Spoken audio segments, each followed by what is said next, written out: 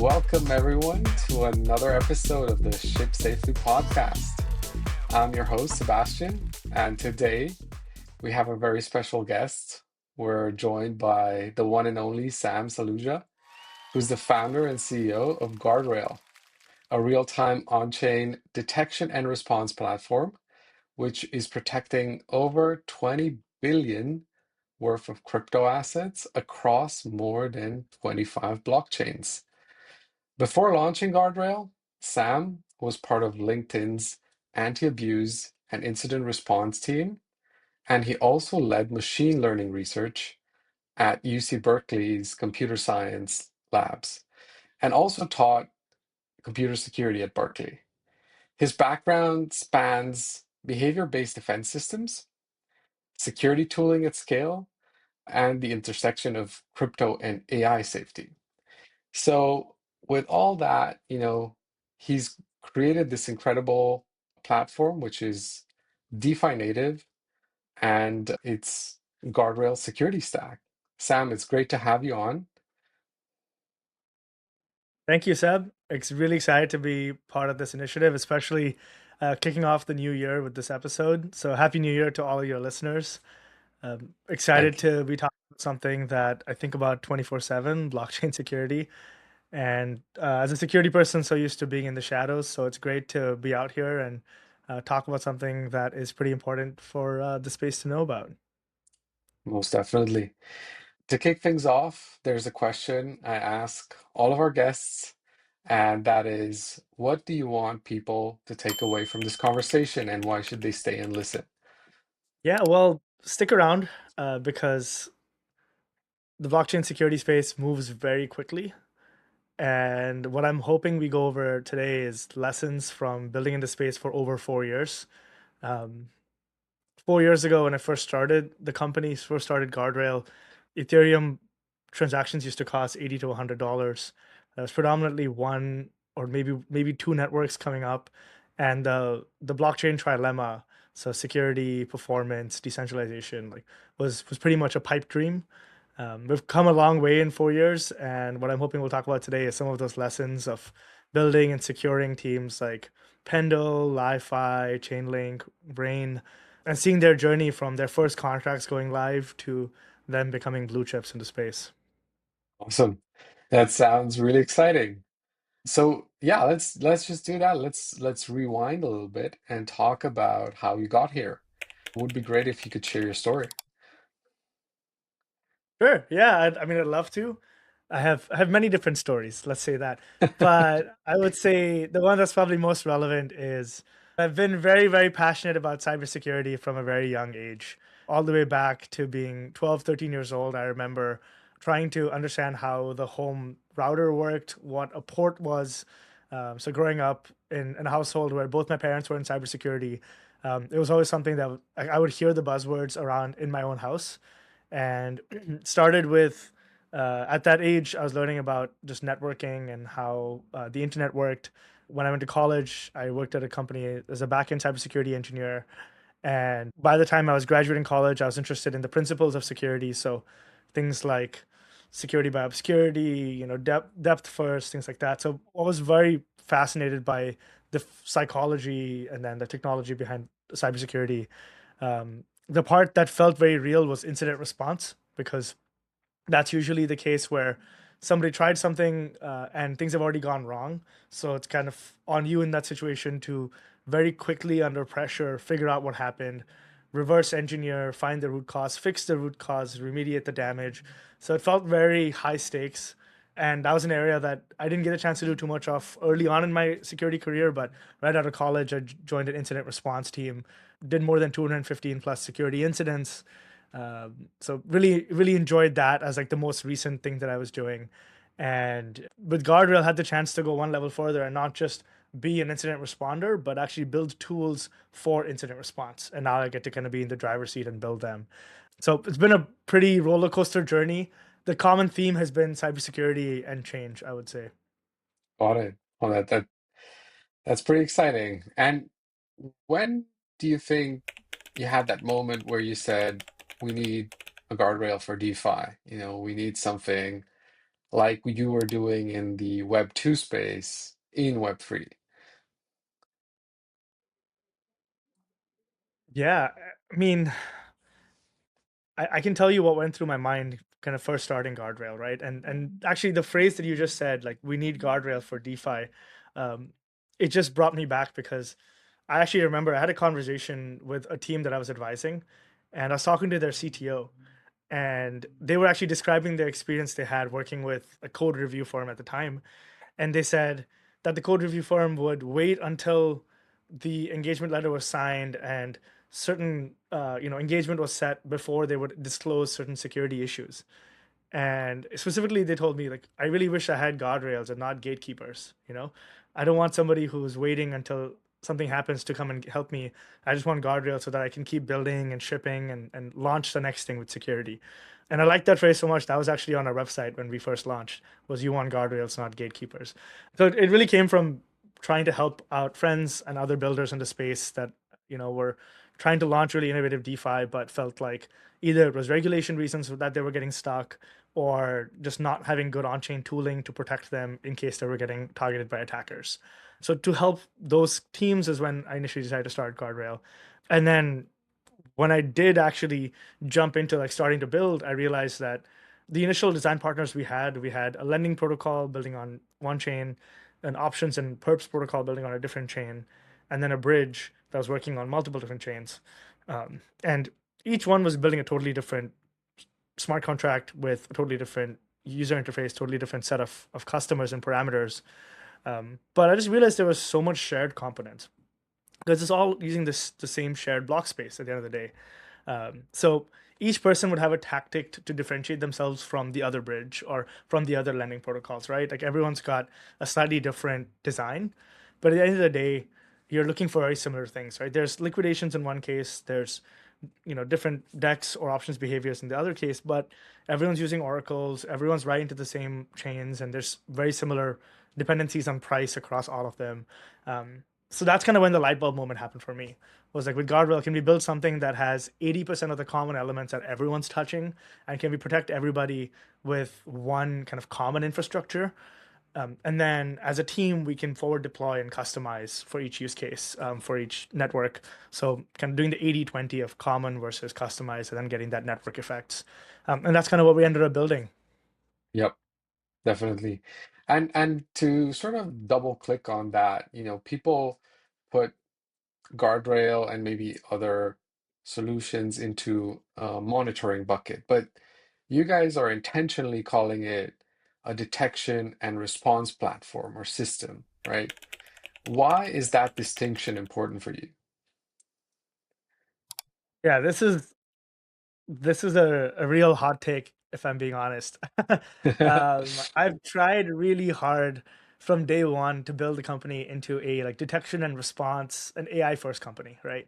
And it's because again, being a security person, I've used so much AI when I was working at LinkedIn and other Web2 companies to do this signal to noise management, true positives. And it is objectively much easier to use an AI to sift through millions of logs.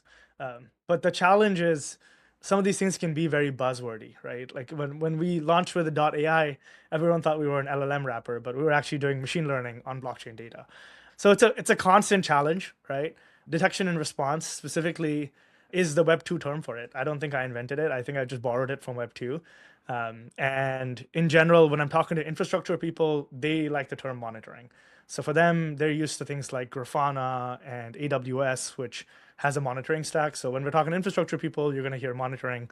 When we're talking to security people, you're going to hear incident response.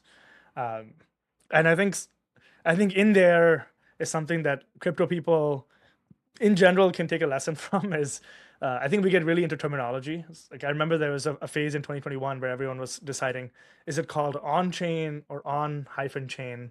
And is it Web3 or is it crypto or is it digital asset? And I think it really doesn't matter, right? If as long as we know what we're talking about, as long as we talk about what's creating value, and it starts with value first and then the technology, you're gonna hear me say like digital asset security or crypto security or blockchain security because at the end of the day, we just need this to be everywhere, right? We need more people to build on the blockchain space, and that's going to involve calling it with different names. And to me, it's all the same thing: monitoring, detection and response. XDR, MDR. We have all these terms in our blogs too. But yeah, I think we just drop the terminology, talk about something concrete with the product is what has been my approach with some of these naming debates. Yeah, I love it. I love it. What you just said reminded me of this very old interview from the 90s with Jeff Bezos, and the interviewer was asking him, "Is it an internet first company?"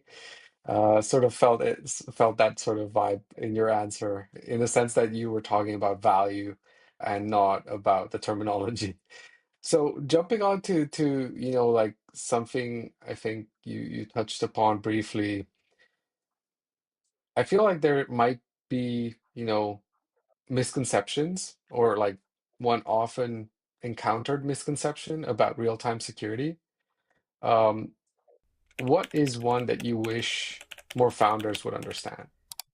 I would say it's funny being a founder myself. I think I have a lot of fallacies, right? So it's hard to not be hypocritical here, but I would say there's at least two that come to mind. I think the first one is um, founders tend to forget that attackers are always going to outnumber them and they're very lazy. And I think that's important because your team is going to be 15, 20, 50 people at most. Um, the attackers, both white hats and black hats, there's just such a large number of them. And if you put them in a room, like it's a massive room. We're talking hundreds to thousands of people that are the minute that code goes on chain, they have the script set up to like alert them and they'll start looking at the code that you pushed. And they're really lazy. So the minute you push code, they'll first see like, can I fish somebody on that team? Can I apply for a job there? Are they hiring? So they're lazy. They look for the simplest way in, and they will like knock on all the doors, and that's why, and they will outnumber you. So I think from that perspective, recognizing that the minute that you announce that you're building something, like you're going to be dealing with security. Like the earliest days when you have a couple of hundred, like tens to hundreds of 100K worth of TVL, like that's when you start becoming a target. You hold a million TVL or 10 million TVL or a billion TVL, you continue to become a target. It only goes in one direction, and the more success you have, like the bigger target you become. So, and I guess the misconception here is a lot of people think when at the earliest stages I won't get targeted, but we've actually seen with our customers, even the ones that are like have yet to go live or are going live, they're dealing with security at least like one thing a week. And with us, like across all of our clients, there's at least one a week that we're helping somebody deal with something, and that something could be a contract issue, it could be a phishing case, it could be like a POC that we identify, proof of concept on chain. And I think that's why, even though not everything you see is an incident, like even if you may not see like the headline of an incident happening, teams are actually dealing with security things happening every day, every week. And because we're their security provider, we're constantly being brought in right at the earliest stages. So we love kind of being able to work with teams at the earliest stages, integrate really early into their process so that the minute we detect a POC or even a wallet being funded that looks suspicious targeting them, we can intervene at the first possible step. But I think it's important for teams to realize that even if you don't see a headline in that week, that doesn't mean that nothing happened on security. Like the teams are dealing with security issues at least once a week. Yeah, definitely. Moving on to the second sort of set of questions that we have for you, it goes more into, adversarial modeling and stuff beyond just observability. We know Guardrail operates on more than 25 chains in real time. And from a detection system perspective, what's the hardest part about that? Hmm. That's the hardest part. So there's again, I'm going to answer with a two-parter here because it's changed. Our phase one of building the company was different, and now I think we have a different challenge. But I think the first part was just dealing with the actual underlying data. Like you cannot do cybersecurity on blockchain without using information from nodes, right? We have a dependency on nodes, and the first 8 months of the company, we tried to just focus on security, and we used third-party data providers to like give us access to information. Actually, I remember on Thanksgiving 2023, we were about 8 months into the company, and our Ethereum data was all accurate, but it was 8 hours behind. And we asked the data provider that we're working with, and they said, well, it's all accurate, but it's 8 hours behind. That's the best we can do. And then we wanted to support Solana, and we were happy to do the security research, but supporting Solana data was like a huge lift for our data provider that we were working with at the time. Not to mention EIPs like 7702, API changes from version 2 to version 3, like each of these things where you don't control the dependency on the data was actually a huge challenge to do deterministic security on top. So that was, I would say, like a huge challenge for us. We ended up um, actually in 2024, just coming out of the end of 2023 and starting 2024, we rebuilt our entire data layer ourselves so that we can build it and manage it, get full control on like what data we're pulling from where. And that's been a huge uh, cost saver, but also the ability to get deterministic security for our customers. Um, from there, now that we have that data layer, the big thing that we're focused on is to make security very simple, because I think complexity is the enemy of security. The more levers that you add for each person to like build and turn and specify, one, it's too brittle that attackers will get around it, and two, a user is just not going to spend the time to become a power user of your product. So what we want to do is build it, make a product really powerful and easy to use. So there's a lot of, when you look at our product, we made the front end really easy, but the back end has a ton of performance engineering so that we can abstract the complexity, almost like a supercar that like leaves the factory, where it's like from the outside it looks really nice and it's got this like really nice hood and it like looks very good, but the inside you've got this V12 or V10 like really powerful engine. And that's how we like to like make our customers understand kind of the work that we put in behind the scenes. Can you share maybe a cool moment where guardrails detection prevented a loss in real time? For sure. We very recently, sometime, I remember it was in December actually, one of our customers is a prominent L2, and we saw an alert come in on their guardrail instance. And this was it's like a critical alert. It had a couple of signals flagged, not just a single one of our guards, which is the name of our detectors. It was flagging by multiple guards. And what was really interesting is the the transaction involved one of the callers making a profit, and the profit wasn't huge. It was probably like a medium level profit. But some of the other signals is what tipped us off. There was high gas. They were funded from not Tornado, but from some other entity that looked kind of suspicious. Um, and um, because the profit was low, generally the team didn't triage it immediately. But we decided to take a look from our team's side. And what we identified was that this was actually a successful proof of concept that an attacker pushed through Onchain. So they identified a code vulnerability. The proof of concept was actually performing the exploit, but there was actually another access control on the contract they were targeting that stopped the funds from moving. What ended up happening was that the proof of concept was successful, but the funds moved were very minimal actually because of that access control that our client had. But it actually exposed a vulnerability that could easily be taken care of, could taken advantage of otherwise. So we flagged this, we wrote a small report on it, and then the client was actually really thankful because they were able to patch the vulnerability. They did this themselves, like just upgrading the contract without making a bigger fuss about it. And they were able to do this, patch the vulnerability, and prevent what would be like the entire contract from being exploited. That's one example. We've seen address poisoning risks that we flagged in many of our cases. I think that we had one of those this week. But yeah, I think the being able to actually detect the POC at the earliest stages before it's fully weaponized and like protecting the team was a really nice win for us. That happened, I think, sometime last month. That's really cool. You have said before, and I share that opinion, that, audits are necessary, but they're not, the final point where a project should invest in security, Can you explain a little further, how audits and guardrail could work together? Yeah, I think the audits are really, really crucial, and auditors have a very tough job to be able to, in a very finite amount of time, gain as much context and make security recommendations. Um, Being a stakeholder in that ecosystem, right? Because we don't necessarily perform security audits, but based on how thorough the audit is, the team comes to us with a lot clearer understanding of their security risks.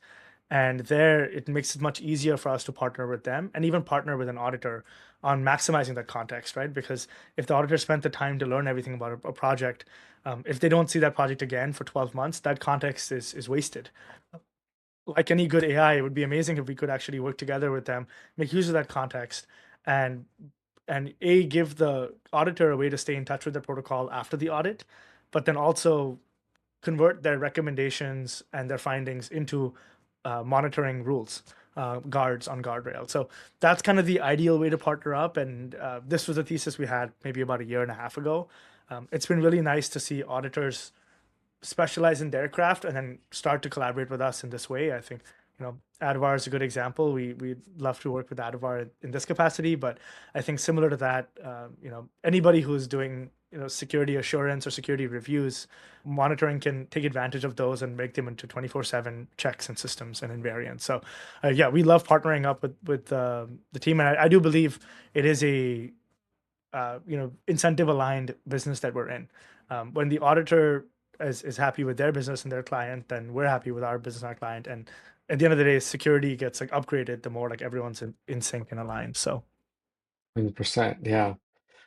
Fully agree there.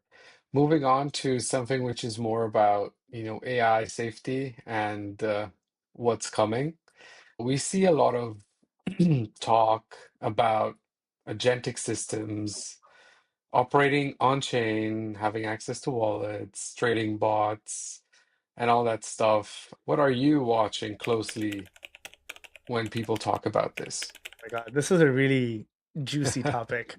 Uh, Personally, I love using these AI tools. Do I use any of it in production? Very minimally. I think I'm still grappling with what are the right workflows to set up for us internally. However, I do think it's a very unique time that we're in where it feels like something this powerful is available to both like the corporate giants and enterprises out there and you and me, like, working behind a computer. This feels like the great like leveling that's just happened with like the AI tools that everyone has. So that's really, really exciting. Feels like a gold rush in many ways. I think it comes with some security risks because what's going to happen now is you're going to have agents performing transactions. And when agents are performing transactions, the human can't even pause. Like the agent is just going to move faster, right? And that's why attackers are already seeing how to game the context that agent has access to and trying to phish agents, trying to attack agents. So we already saw our first attack on an X402 agent payment. Like we saw that, I want to say about 3-4 weeks ago. And with agents being high volume and like shorter response cycles, I think we're going to need AI checks for those AI flows.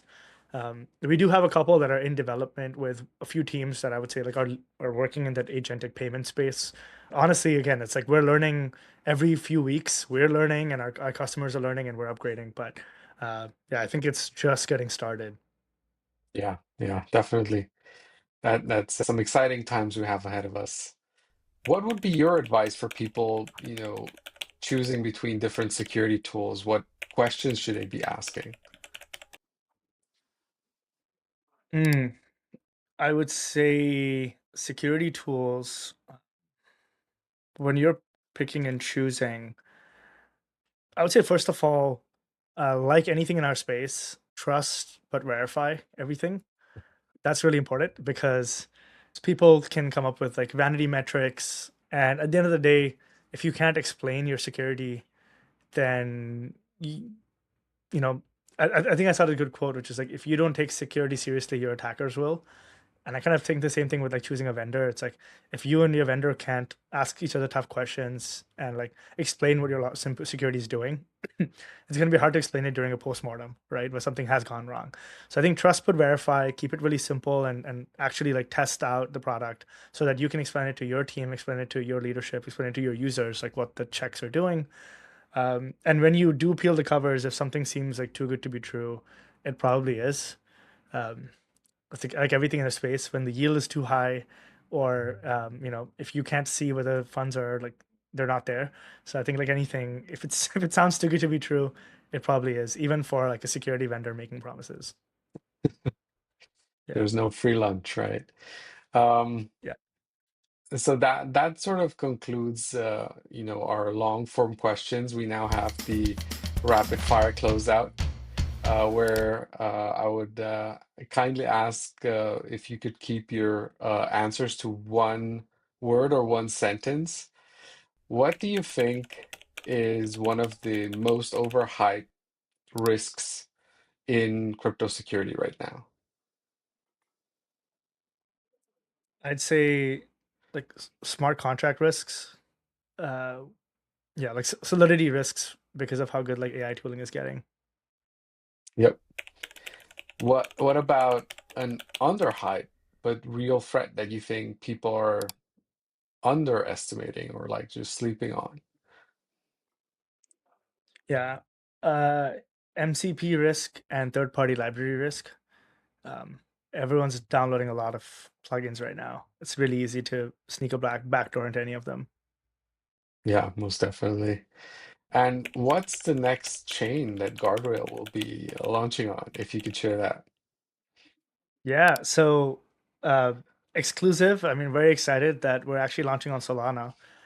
We've been wanting to launch on Solana for over 2 years now, and as of this week, we now have Solana support. And we just launched it last week, and then this week we have our first couple of teams going live.